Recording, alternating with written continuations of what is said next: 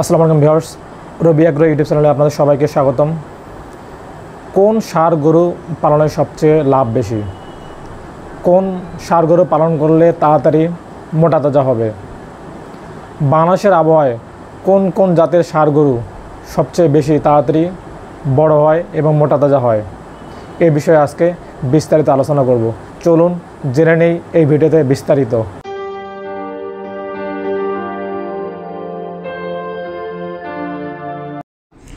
বাংলাদেশের আবহাওয়া ও জলবায়ুর সাথে সবচেয়ে সাদৃশ্যপূর্ণ দুটি রাষ্ট্র হচ্ছে ভারত এবং পাকিস্তান।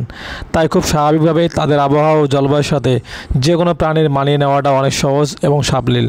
উদাহরণস্বরূপ বলতে পারি, পাকিস্তানি এবং ভারতীয় জাতের গরু খুব সহজে বাংলাদেশের আবহাওয়ার সাথে মানিয়ে নিতে পারে।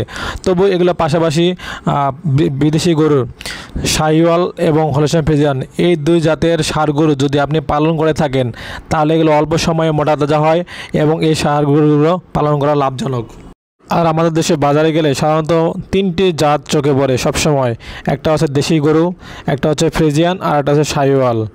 এই তিন জাতের ষাঁড় গরু সবসময় চোখে পড়ে, কিন্তু তার আগে আপনাকে ঠিক করতে হবে আপনি কত মাসের জন্য গরু মোটা তাজা করবেন। 3 মাসের জন্য বা 6 মাসের জন্য না বছরের জন্য?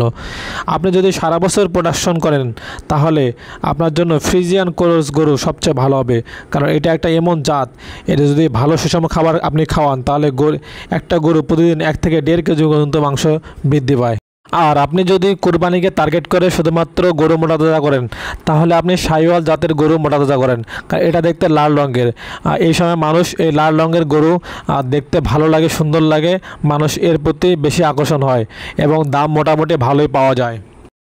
আর এই দুই জাতের গরু শাহিওয়াল এবং ফ্রিজিয়ান গরু বাংলাদেশের আবহাওয়ার সঙ্গে খাপ খাইয়ে যায়। এই ষাঁড়গুলো অল্প সময়ে অতি তাড়াতাড়ি স্বাস্থ্যবান হয় বা মোটা তাজা হয় এবং এই শাহিওয়াল এবং ফ্রিজিয়ান জাতের গরু পালন করে অনেকেই আজকে খামারে লাভবান।